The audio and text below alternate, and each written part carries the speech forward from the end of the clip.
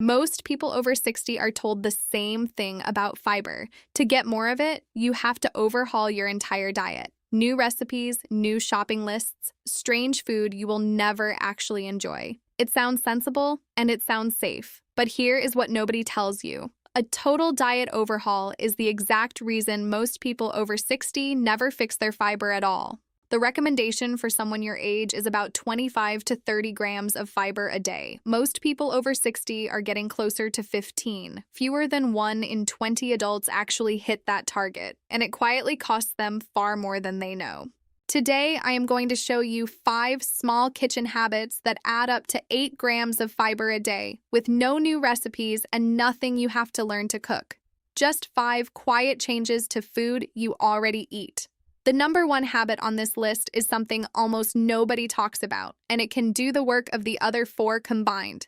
Stay with me until the end because that one habit can change how you approach the next 10 years. Now let me tell you why your doctor has probably never explained this properly. It is not because they do not care. It is because the average appointment now runs about 12 minutes. In that time, they have to check your blood pressure, review your medications, and read your latest results. Fiber gets 3 words if it gets any at all. Eat more fiber, they say, and then the door closes, and nobody ever tells you how or how much or which foods actually carry it. So let me be clear about something. I am not here to sell you a supplement or scare you into a course. This channel exists to give you the science a 12-minute appointment never has time to cover. No pills, no gimmicks, just what actually works on your own kitchen counter. And this matters far more than regularity, which is the only reason most people think about fiber at all. Steady fiber steadies your blood sugar, which steadies your energy and your footing through the whole day.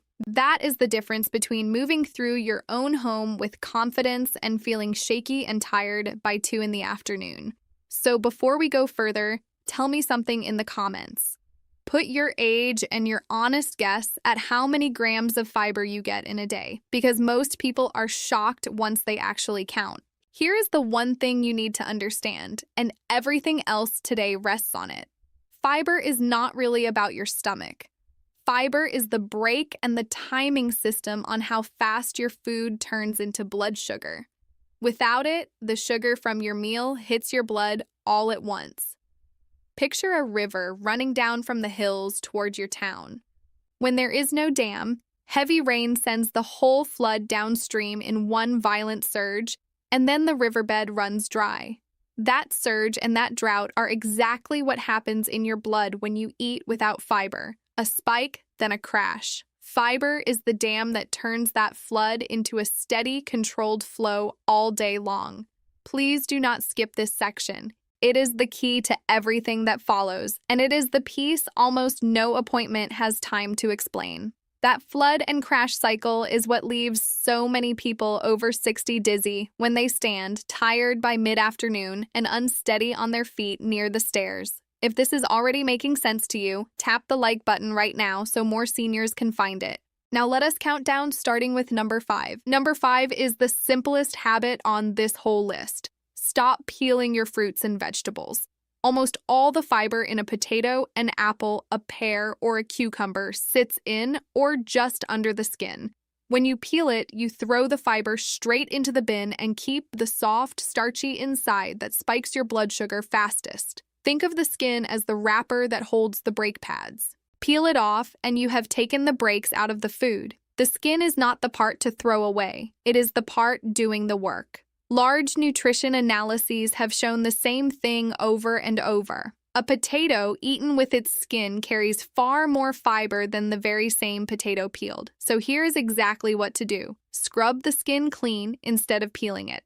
On a medium potato, the skin alone gives you about 2 grams of fiber you were throwing away. On an apple, leaving the peel on nearly doubles the fiber, from around 2 grams to closer to 4. Wash a cucumber and eat it with the skin on, and you keep every gram it has. Do this on just 2 items a day, and you have added 2 to 3 grams before you have changed a single recipe. Now, a word of care. If chewing tough skins is hard on your teeth, or you have been told to eat a low-fiber diet for a specific bowel condition, this one needs a check with your doctor first. Cook the skin soft by baking or steaming instead of eating it raw. And if any skin leaves you bloated or cramping, that is your signal to slow down and add fiber more gradually, not to push through. Pair this with a tall glass of water every time you eat more skin. Fiber needs water to move smoothly, the way a river needs volume to keep flowing. Skins without water can leave you feeling stuck, so the two always travel together, but skins can only take you so far because some of the foods you eat every single morning have no skin at all. Your oatmeal, your yogurt, your morning routine, none of it has a peel to keep. So the next habit fixes exactly what this one cannot reach. Number 4 is a single spoon that changes your whole breakfast. 1 tablespoon of ground flaxseed stirred into food you already eat. Ground flaxseed is one of the richest everyday sources of a special kind of fiber called soluble fiber. Soluble fiber soaks up water and turns into a soft gel inside your gut. That gel is what slows the flood of sugar we talked about, and it gently lowers cholesterol at the same time. Think of it as lining the inside of a fast drain pipe with a soft sponge. The water still passes, but slowly, steadily, under control. Reviews of clinical trials have consistently linked ground flaxseed with modest improvements in cholesterol and blood sugar. And the key word in every one of them is ground, not whole. Here is the exact method. Buy ground flaxseed or grind whole seeds yourself in a small grinder because whole seeds pass straight through you and do almost nothing. Stir 1 tablespoon into your oatmeal, your yogurt, or even a bowl of soup. 1 level tablespoon gives you about 2 grams of fiber and a dose of healthy omega-3 fats. Start with 1 teaspoon for the first week if your gut is sensitive, then build up to the full tablespoon. Keep the bag in the freezer because ground flax goes stale quickly on a warm shelf. Here is the safety piece, and it matters. Always take flaxseed with a full glass of water, never dry, because it swells as it absorbs liquid. If you take a prescription medication, space the flax about 2 hours away from your pill since that gel can slow how fast some drugs absorb. And if you take a blood thinner, talk to your doctor before adding flax every day. Pair the flax spoon with the yogurt you may already have in the fridge. The yogurt brings friendly bacteria, and the flax brings the fiber those bacteria feed on. Together, they do far more than either one alone. But a spoon of flax only sits on top of whatever bowl you put it in, and for most people, that bowl comes with bread beside it. And the bread most people over 60 eat is quietly working against everything we just did. So number 3 goes after the single most common fiber leak in the whole kitchen. Number 3 is the swap that fixes the biggest hidden leak. Trade your soft white bread for a genuinely high-fiber whole grain bread. White bread is made from flour that has had its fiber stripped out at the mill. What is left is the fast, soft starch that floods your blood with sugar almost as quickly as sugar itself. A whole grain loaf keeps the outer bran, which is exactly where the fiber lives. Picture 2 identical cars, but one had its brakes removed at the factory. They look the same on the shelf, but only one can slow down when you need it to. Decades of large studies from major universities have tied whole grains to steadier blood sugar and healthier hearts. And the benefit tracks closely with the fiber the grain still carries. Here is how to choose correctly because the labels are designed to fool you. Ignore the words multigrain, wheat, and brown, which mean almost nothing on their own. Turn the loaf over and read the fiber number on the label. Aim for at least 3 grams of fiber per slice and make sure a whole grain is the very first ingredient listed. 2 slices of real whole grain bread can carry 6 grams of fiber, where white bread gives you barely 1. That single swap on a sandwich you already eat can add 3 to 4 grams a day. Now for the careful part.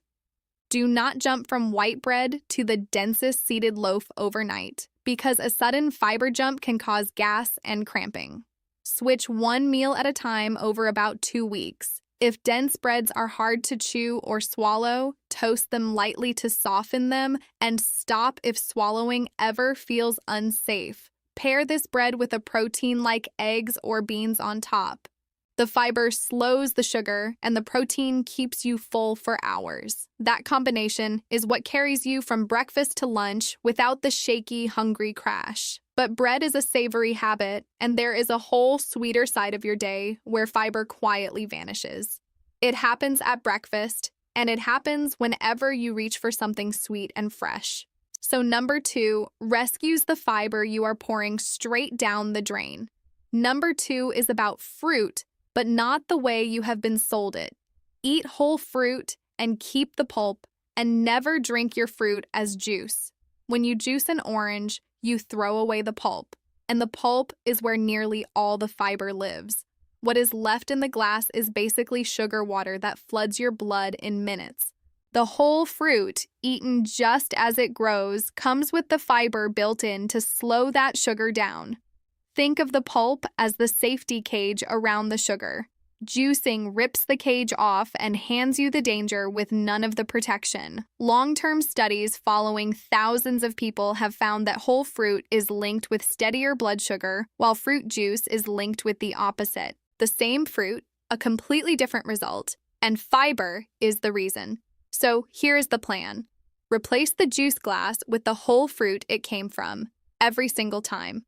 1 medium apple or pear, eaten with the skin, gives you around 4 grams of fiber. Then add 1 small handful of berries to your breakfast, because berries are the fiber champions of the fruit world. Half a cup of raspberries alone carries about 4 grams. Between the whole fruit and the berries, you can add 3 to 4 grams a day, and it tastes like a treat, not a diet. A note on safety and comfort. If fresh fruit is hard on sensitive teeth, choose softer options like ripe pears, bananas, or berries. Frozen berries work just as well as fresh and cost far less, so keep a bag in the freezer. If you live with diabetes, keep to 1 portion at a time and pair it with protein, and check with your doctor if any food consistently unsettles your numbers. Pair those berries with the yogurt and the flax from earlier, all in 1 bowl. Now you have soluble fiber, insoluble fiber, protein, and friendly bacteria in a single breakfast. That 1 bowl quietly does more for your independence than any pill on your counter. But everything so far, the skins, the spoon, the bread, the fruit, adds a gram or 2 here and there. They are real and they add up, but they are the supporting cast. Number 1 is the single habit that can carry the entire 8 grams by itself, and almost nobody over 60 is doing it. Number 1 is the habit that does the work of the other 4 combined, and it is almost invisible.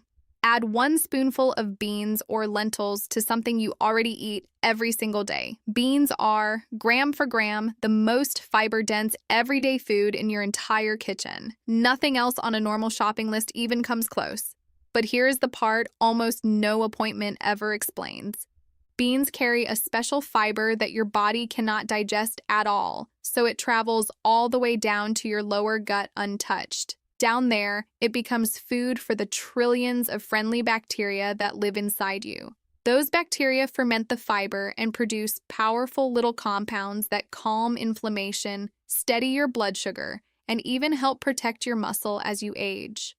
Think of your gut as a garden, and those bacteria as the workforce that keeps the whole garden alive. Beans are the compost you feed that workforce. Starve them, and the garden slowly goes quiet. This is not a fringe idea. Some of the longest-lived populations on Earth, studied for decades by major research groups, eat beans nearly every single day. And large reviews keep linking a daily serving of beans or lentils with healthier hearts, steadier blood sugar, and longer life. Now here is the exact method, and it could not be simpler. Buy canned beans, any kind at all, chickpeas, black beans, kidney beans, or lentils, whatever you enjoy. Open the can, pour the beans into a strainer, and rinse them well under cold water, which washes away most of the salt and the gas-causing compounds. Then add 1/2 cup to something you are already making. Spoon them into your soup, your salad, your eggs, or your pasta sauce. 1/2 cup of beans carries between 6 and 8 grams of fiber all on its own. That single spoonful can hit your entire 8-gram goal in 1 move. Start with just 2 tablespoons for the first week so your gut can adjust, then build up to the half cup over about a month. And always rinse, because rinsing is what prevents most of the bloating that people wrongly blame on the beans. Here is the safety piece, and please take it seriously. Add beans slowly, because going from none to a full cup overnight is what causes gas and discomfort, and then people quit. 2 tablespoons this week, a little more the next, is the pace that actually works. Always drink water alongside, because fiber without water can leave you constipated instead of regular. If you have a specific bowel condition or you take medication for blood sugar, check with your doctor first, since beans can lower blood sugar on their own. And if any amount causes real pain rather than mild gas, that is a stop sign, not something to push through. Pair your daily beans with the whole grain bread from number 3. Beans and grains together form a complete protein, the kind that protects the muscle that keeps you standing and steady. This is the exact pairing those long-lived populations have eaten for centuries. It is not a trend. It is the oldest independence food there is. So this is the number 1 habit I promised you at the very start. 1 rinsed spoonful of beans added to food you already cook can carry the whole 8 grams and feed the hidden workforce that guards your health for the next 10 years. It is not a new recipe. It is not a special diet. It is the single most powerful thing you can add to your plate today, and now you know exactly how to do it. Consider a typical case documented in the rehabilitation and nutrition literature. A 74-year-old woman who felt fine, in her own words, but was tired every afternoon and had grown unsteady enough that she had stopped going down to her basement alone. Her digestion was regular, so she assumed her fiber was fine. When a dietitian actually counted, she was getting about 14 grams a day, barely half of what she needed. They did not hand her a new diet. They added the exact habits from this list, one at a time. She left the skins on her potatoes and her apples. She stirred a spoon of ground flaxseed into her morning yogurt. She switched to a real whole grain bread. And she started rinsing a half cup of beans into her lunchtime soup. Within about 6 weeks, her afternoon energy had steadied, and her blood sugar readings were flatter and calmer than they had been in years. She told the dietitian the change she noticed most was not on any chart. It was that she had started going down to her own basement again, alone, without gripping the rail in fear. That is what 8 grams of fiber a day quietly bought her. So let us make this simple and doable, starting today. Here is your exact checklist, and every step has a number, so you cannot lose track. Tonight, do one thing. Put 1 bag of frozen berries and 1 can of beans on your shopping list, nothing more. Tomorrow morning, stir 1 teaspoon of ground flaxseed into whatever you already eat for breakfast. This week, stop peeling 2 items a day and eat the clean skins instead. Also this week, read the label on your bread and switch to a loaf with at least 3 grams of fiber per slice. And within the next 2 weeks, build up to 1 rinsed half cup of beans in 1 meal a day, starting with just 2 tablespoons. 5 steps, each one small, each one carrying a number, and together they add up to your full 8 grams. Not tomorrow, not someday. 1 step tonight and 1 more each day after. Now, before you go, think of someone in your life who has been getting a little more tired, a little less steady than they used to be. Maybe a parent, maybe a friend, maybe someone you quietly worry about. Send them this video, because 8 grams of fiber a day might be the easiest gift you ever give them. And tell me in the comments which of these 5 habits you are starting tonight. Your answers decide exactly what I cover next. If this gave you the how that your appointments never have time for, subscribe to this channel, because that is the whole reason it exists, to hand you the science a 12-minute visit always leaves out. This video is education, not a diagnosis. Your own doctor knows your history, so bring this list to your next appointment. I'm Judy Vance. Don't forget to subscribe and live longer.